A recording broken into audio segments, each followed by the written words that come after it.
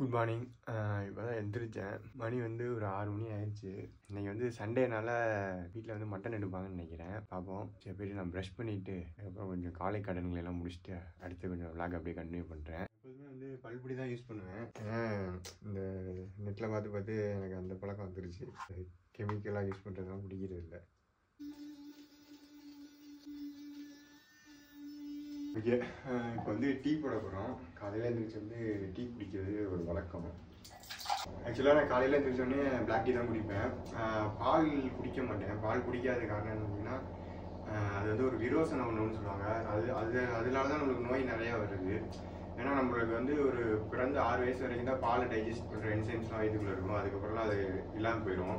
அதுக்கப்புறம் நம்ம தொடர்ந்து பால் குடிக்கிறது, டீ குடிக்கிறது, டீயில் பால் போட்டு குடிக்கிறது, இது வந்து அப்படியே நம்மளுக்கு நோயை அதிகப்படுத்திக்கிட்டே இருக்கும். ரெண்டாவது நீங்கள் பால் கலந்து உங்கள் வீட்டுக்கு வரத்துக்கு எவ்வளோ நேரம் ஆகுது. அதுக்குள்ளே அதில் நிறைய நுண்கிருமிகள் வளர ஆரம்பிச்சிடும். நீங்கள் ஹீட் பண்ணாலாம் வந்து அதில் சாகுது. இதெல்லாம் தான் நம்மளுக்கு நாள்பட்டு நோயாகிறது. அதனால் வந்து இதெல்லாம் தெரிஞ்சதுக்கப்புறம் milk is the poisonous food அப்படின்றதுக்கப்புறம் அதை நான் விட்டுட்டேன். அதுக்கப்புறம் வந்து பிளாக் டீ மட்டும்தான் நான் சாப்பிட்றது. அட்டம் நிற்க போகுது. அப்புறம் சுகர் லைஃப்னு சொல்லிட்டு ஒரு சுகர் தான் நான் யூஸ் பண்ணுறேன். எப்போதுமே சுகரில் 2 காம்பவுண்ட் இருக்கும், குளுக்கோஸ் அண்ட் ஃப்ரக்டோஸ் இருக்கும். ஃப்ரக்டோஸ் தான் வந்து நம்மளுக்கு இந்த மூட்டுக்கு ஜாயின்ஸ் எல்லாம் வலி வருது, அது காரணம் ஃப்ரக்டோஸ் தான். ஏன்னா ஃப்ரக்டோஸ் வந்து உடம்புல இருக்க செல்ஸால் ரெகனைஸ் பண்ண முடியாது, ஐடென்டிஃபை பண்ண முடியாது. அதை இது நம்மளோட உணவு தானா அப்படின்னு சொல்லி ஐடென்டிஃபை பண்ண முடியாது. அது உடம்புலேயே சுற்றிக்கிட்டு இருக்கும். அது வந்து பிளட்டையும் அசிட்டிக் ஆகும். அப்புறம் நிறைய ப்ராசஸ் இருக்குது. அதனால ஃப்ரக்டோஸ் இல்லாத ஒரு சுகர் அப்படின்னு சொல்லிட்டு இந்த சுகர் வந்து நேச்சுரலாக, ஆர்டிஃபிஷியலாக இல்லை, நேச்சுரலாக வந்து மாடிஃபை பண்ணியிருக்காங்க. டாக்டர் சென்னையில் இருக்காரு, சிகே நந்தகோபால்னு சொல்லிட்டு அவர் மாடிஃபை பண்ணி இந்த சுகரை வந்து ஆன்லைனில் எடுத்துட்டு இருக்காரு. இதோட வந்து 1 kg வந்து 241 kg. பட் நீங்கள் அதில் மொத்தமாக வாங்கினீங்கன்னா 216 ரூபாய்க்கு வாங்கலாம் கிலோ. ரொம்ப காஸ்ட்லி தான், பட் உங்களுக்கு ஹெல்த்துக்கு நல்லது. சுகர் லெவலும் ஏறாது அவ்வளோவா. அதெல்லாம் இதை சாப்பிட்டு சுகர் குறையும் நினச்சிக்கோங்க. ஆக்சுவலாக இது வந்து சுகரை வந்து உடம்புல போய் சீக்கிரமாக கலக்காது, ரொம்ப லேட்டாக தான் போய் கலக்கும். அதனால சுகர் உடனே பிளட்டில் இருக்காதனால உங்களுக்கு அந்த ஸ்பைக் இருக்காது, சுகர் ஸ்பைக் இருக்காது. சுகரை பற்றி ஒரு வீடியோ இதிலே போட்டிருக்கேன், நீங்கள் அதை போய் பாருங்கள், உங்களுக்கு இன்னும் நல்லா புரியும். சிலத்துக்கு அப்புறம் காலையில் போய் வெஜிடபிள்ஸ் வாங்கிட்டு வரணும். இல்லைன்னா நீங்கள் நான்வெஜ் எடுப்பாங்க, அதுதான் போய் கடைக்கு போயிட்டு வரும். பக்கத்தில் வந்து உங்கள் மீனோன்னு ஒரு ஷாப் இருக்குது. உங்கள் மீனோ நீங்கள் நிறைய பேர் கேள்விப்பட்டிருப்பீங்க. அது நிறைய இடத்துல பிரான்ச்சஸ் இருக்குது. அதே மாதிரி இங்கே ஒரு பிரான்ச் இருக்குது எங்கள் வீட்டுக்கு பின்னாடியே. அங்கே தான் மீன் வாங்க போகிறேன். ஆரியபவன்லேருந்து நேராக அப்படி வந்தீங்கன்னா இதுதான் கடை. அவர் தான் ஓனரு. ரைட் சைடு போயாச்சுன்னா ஸ்டேடியம். ரைட் சைடு போனீங்கன்னா ஸ்டேடியம், அப்படியே வந்தீங்கன்னா கடை உங்கள் மீன். ரொம்ப நாளாக நான் வந்து இங்கே ஃபிஷ் வாங்கிட்டு இருக்கேன். ரொம்ப நல்லாயிருக்கும், ரொம்ப ஃப்ரெஷ்ஷாகவும் இருக்கும். நான் வந்து இந்த ரோட் சைட்லேயும் கடையிலையும் வாங்கியிருக்கேன். ஆக்சுவலாக அது வந்து ஒரு 2 நாள் 3 நாள் பழசாக இருக்கும். இங்கே வாங்கலை, இங்கே வந்து பார்த்தீங்கன்னா ரொம்ப ஃப்ரெஷ்ஷாக இருக்கும். அது ஆக்சுவலாக 12 மணி நேரத்தில் வருதா, 24 ஹவர்ஸில் வருது. அதனால் ரொம்ப ஃப்ரெஷ்ஷாக இருக்கும். பார்த்தா இப்போ பிடிச்ச மாதிரியே இருக்கும். அதான் இருக்குது. 2 மணிக்கு பிடிக்கிறாங்க, அதே காலையில் 12 மணிக்கு பிடிக்கிறாங்க. 4, 8, 1, 2, 3, 5, 1 மணிக்கே தான் இங்கே வந்தது, கடைக்கே வந்தது. இதுதான் ஷார்க்கு.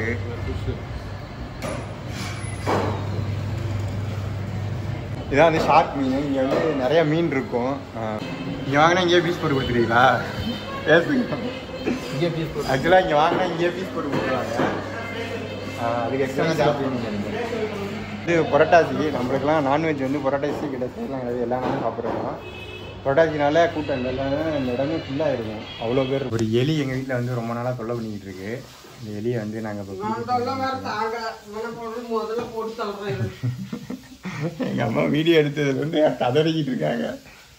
எல்லாத்தையும் கடிச்சு வச்சிருச்சு வருங்க. இது மேலே தான் இருக்குன்னு நினைக்கிறேன்.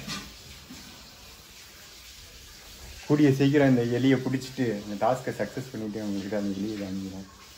ஆக்சுவலாக தக்காளி வச்சாலும் வந்து திங்க மாட்டேங்குது. தக்காளி இல்லை, அது என்ன, தேங்காய் வச்சோம், தேங்காய்க்கே வரல.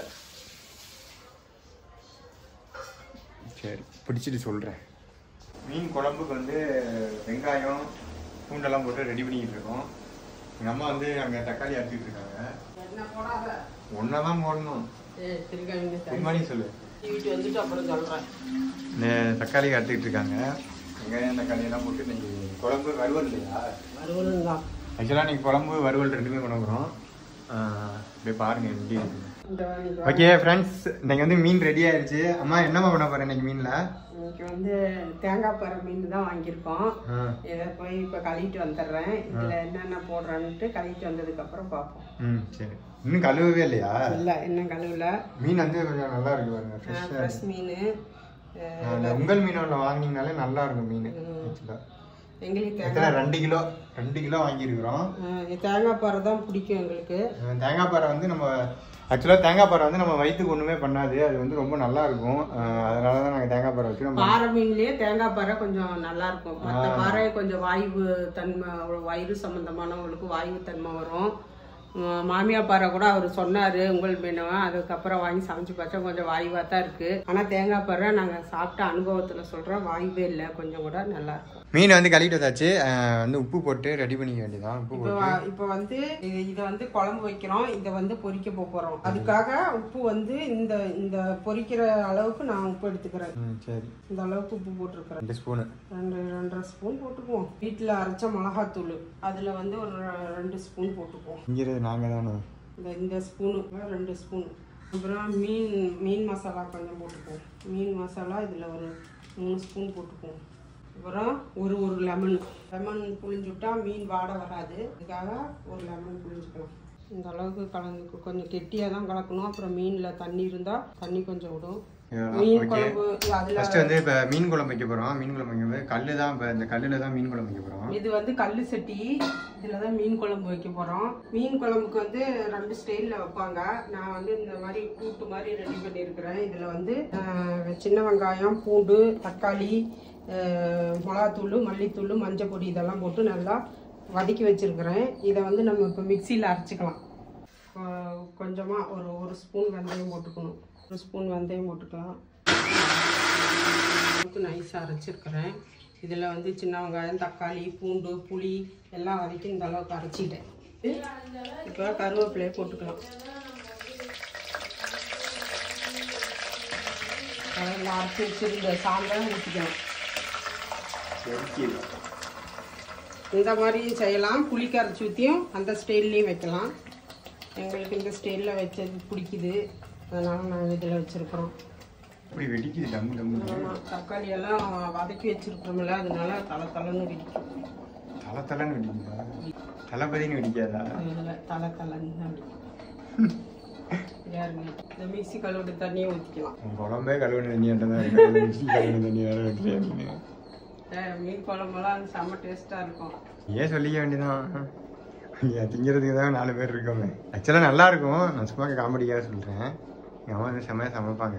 நல்லா படிச்சுக்கிறோம். இதுக்கு இந்த அளவுக்கு தண்ணி ஊற்றிக்கலாம். இதெல்லாம் கழுவுனது இதெல்லாம் தண்ணி நிறையா, இந்த அளவுக்கு எவ்வளோ தண்ணி வேணுமோ அந்த அளவுக்கு தண்ணி ஊற்றிக்கலாம். கொதிச்சு வந்தோன்னா மீன் போட்டுக்கலாம். லாஸ்ட்டாக தேங்காய் பால் எடுத்து ஊற்றணும். வீடியோ எடுக்க ஆரம்பிச்சாலே பசியாக இருக்குது. இன்னும் ஒரு முறுக்கு சாப்பிட்டேன், ரொம்ப வீடியோ எடுப்போம். நேற்று சுட்ட முறுக்கு தான் அது. நேற்று வீடியோவில் பார்த்துருப்பீங்க, அந்த முறுக்கு தான். நல்லா தான் இருக்குது, ஆனால் தனித்தனியாக வந்துடுச்சு. சொல்லு. வாங்க, மீன் குழம்பு கொதிச்சிடுச்சு, நல்லா பச்சை வாசம் போயிடுச்சு. இப்போ நம்ம மீனை போட்டுக்கலாம்.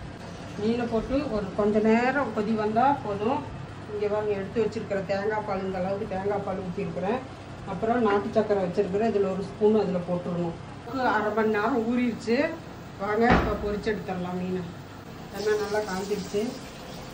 இன்னைக்கு எல்லாம் புரட்டாசி கிழமை மீன் கறியெல்லாம் சாப்பிட மாட்டேங்க. நாங்கள்லாம் மீன் கறி சாப்பிட்டு கலக்கிறோம். ஆக்சுவலாக புரோட்டாசி நான்வெஜ் சாப்பிடாம இருக்கிறது நல்லது தான். ஏன்னு சொன்னால் அந்த டைமில் வந்து சில சேஞ்சஸ் நடக்கும். குளிர்காலமாக மாறும், அதுக்கு உடம்பு வந்து அடாப்ட் ஆகாது உடனே. அதனால தான் அந்த டைமில் வந்து நான்வெஜ் யாருமே சாப்பிட மாட்டாங்க. ஆனால் இவங்க அப்படியே நான்வெஜ் இல்லாமல் உயிரோடவே இருக்க மாட்டாங்க, அந்த மாதிரி கேஸுங்க.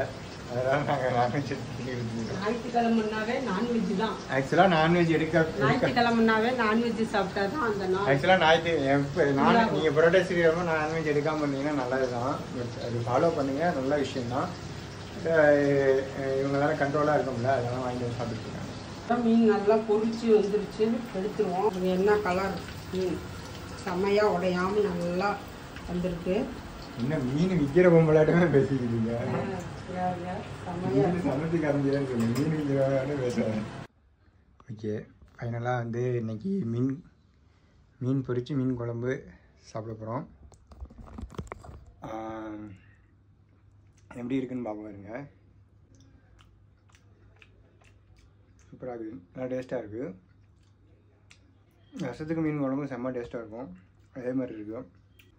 மீன் வந்து கொஞ்சம் லைட்டாக கவிச்சி இருக்குது, மீன் கவிச்சி இருக்குது லைட்டாக. மற்றபடி மீன் செம்ம டேஸ்ட்டாக இருக்குது. இப்போ மீன் வந்து அப்படியே இது வந்து அவ்வளோ நல்லா ஃப்ரை பண்ணியிருக்காங்க.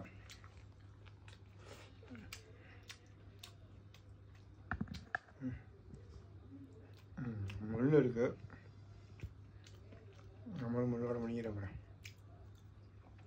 சரி, நாளைக்கு இன்னும் ஒரு டெய்லி விளாக்ல சந்திப்போம். பாய்.